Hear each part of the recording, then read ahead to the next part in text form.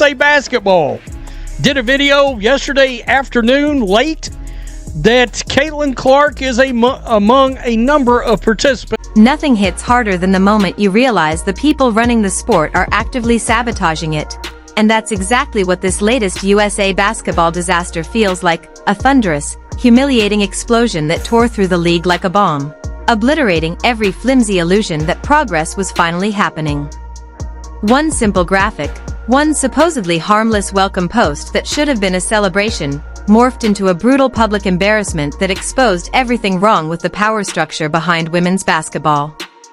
And the moment fans saw that glaring empty space where Caitlin Clark's face should have been, it was like the entire internet collectively snapped. That image hit harder than any on-court rivalry, any heated press conference, any controversy this league has manufactured in the past decade. Because this wasn't a mistake. This wasn't an oversight. This wasn't some intern accidentally forgetting the most influential athlete in women's sports. No, the silence, the positioning, the timing, the smug emptiness of that graphic made it feel like a carefully orchestrated slap. A direct message from the gatekeepers who seem hell-bent on that's headed to the senior training camp for Team USA. They'd rather sink the ship than let Caitlin Clark steer the momentum she created.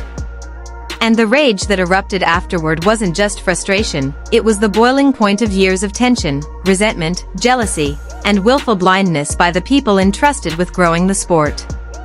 Fans had barely started celebrating Clark's invite to the senior training camp, a moment that should have felt like healing, when USA Basketball yanked the floor out from under them with that pathetic, tone-deaf promotional image. It felt like déjà vu in the worst possible way, reopening the wound of the Olympic snub, a decision so historically foolish that even the people at the highest levels of global sports leadership called it out in public. The head of the 2028 Olympics literally said leaving Clark off the team was a terrible decision. Adam Silver, the commissioner of the NBA, now, I would assume, right? Oh, they've learned all kinds of lessons after failing to put Caitlin Clark on Team USA during someone who understands ratings, growth, marketability, and global impact better than almost anyone alive, said the same thing. He didn't tiptoe. He didn't hedge. He straight up said Team USA had missed an enormous chance to grow women's basketball. These are not random Twitter users.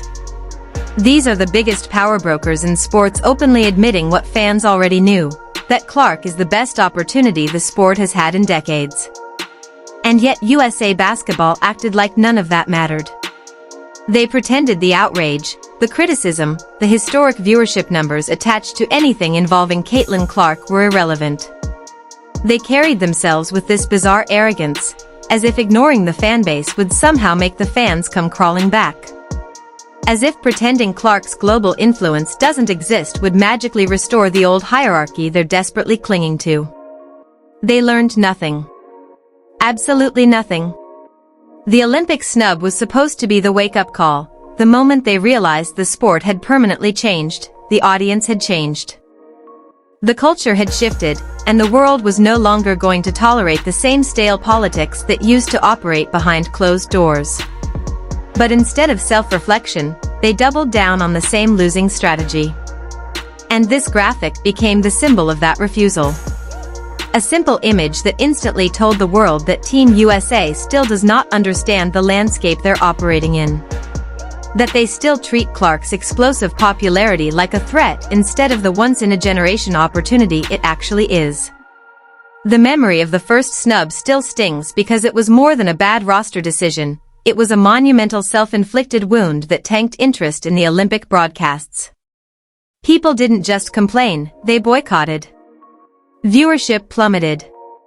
Entire segments of the audience tuned out in protest, making the women's basketball ratings one of the most avoidable disasters of those Olympics. Networks lost money. Sponsors lost momentum. The sport lost visibility on the biggest global stage it had. And yet, somehow, the same people responsible for that catastrophe are repeating the exact same playbook. When Christine Brennan's post exposed the absurdity of the new graphic, pointing out the obvious, devastating truth that if USA Basketball actually wanted to grow the sport, they would have plastered Caitlin Clark's face front and center. It went viral with hundreds of thousands of views.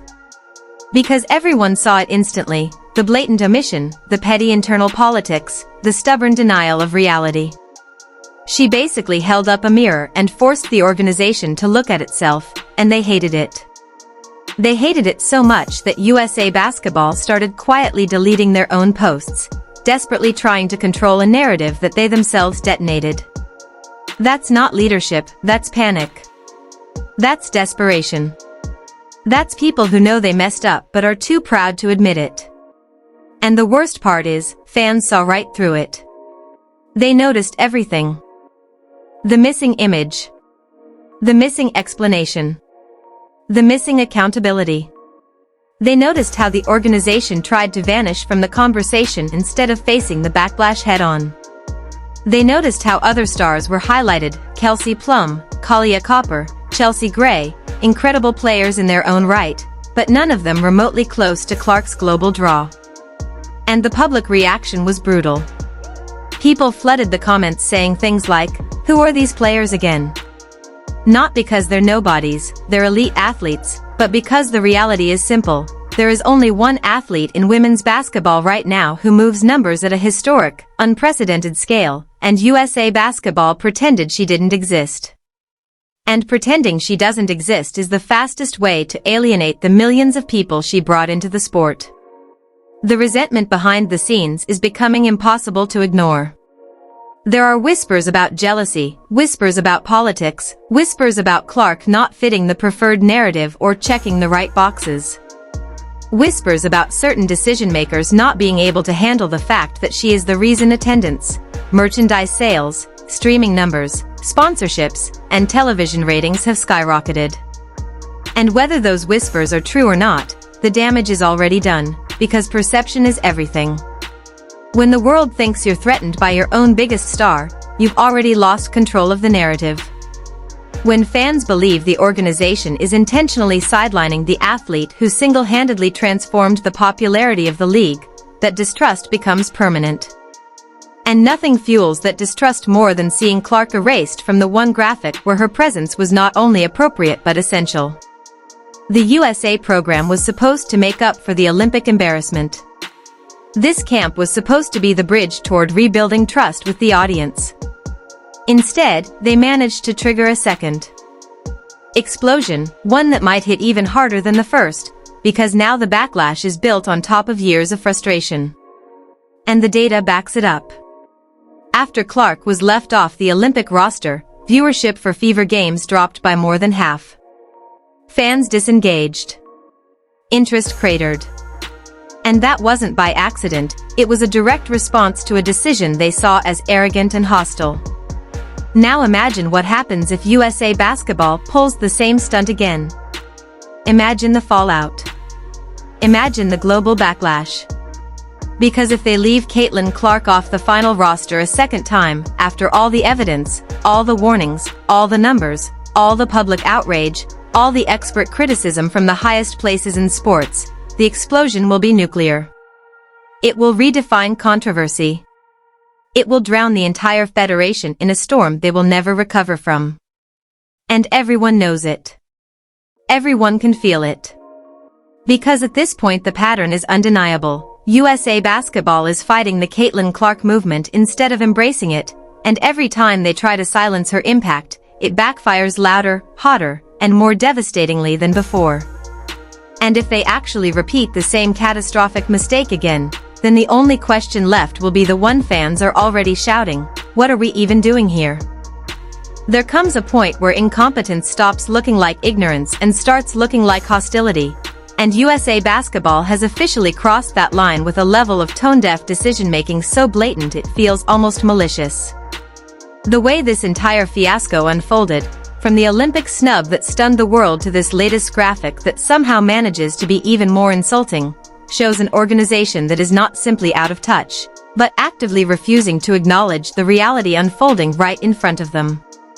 And the reality is brutally simple. Caitlin Clark is the biggest thing to happen to women's basketball in decades, maybe ever, and the people running the sport seem allergic to that fact. Every play she makes becomes a highlight. Every game she plays becomes a national discussion. Every arena she walks into becomes a sellout. Every network carrying one of her games watches their ratings explode. Every brand attached to her sees instant, measurable growth. The data is not subtle. It does not whisper. It screams. Yet USA Basketball behaves as if acknowledging her existence is some kind of threat to their ecosystem. The Olympic snub was already historic levels of stupidity, the kind of decision that future sports historians will study as a perfect example of ego-destroying opportunity. Even then, the fallout was enormous, fans exploded, ratings collapsed, and the organization was dragged through the mud by executives, analysts, networks, and legends of the game. But instead of learning, instead of evolving, instead of embracing the new era, they doubled down. They decided to pretend the most popular women's basketball player alive simply doesn't matter. And that's what made this new graphic, this insult wrapped in a welcome post, feel like a deliberate act of defiance. A middle finger to the fans. A reminder that no matter how big she gets, no matter how global her impact becomes, the gatekeepers can still decide who gets spotlighted and who gets shoved to the side. The message was loud: we control the image, not the audience. But that's the biggest misunderstanding of all, because the audience is the only power in modern sports.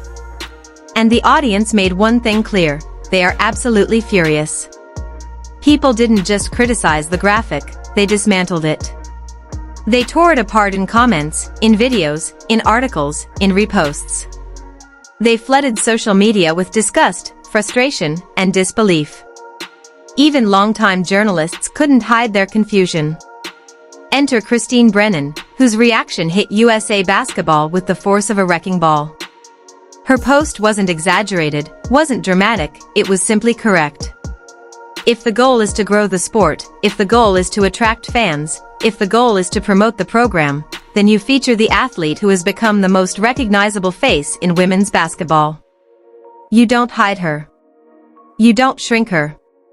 You don't erase her. You spotlight her because that's how growth works. But instead of embracing the most powerful marketing gift in sports today, USA Basketball clung to its old ways, its old hierarchy, its old attitude, the same attitude that got them roasted worldwide during the Olympic selection.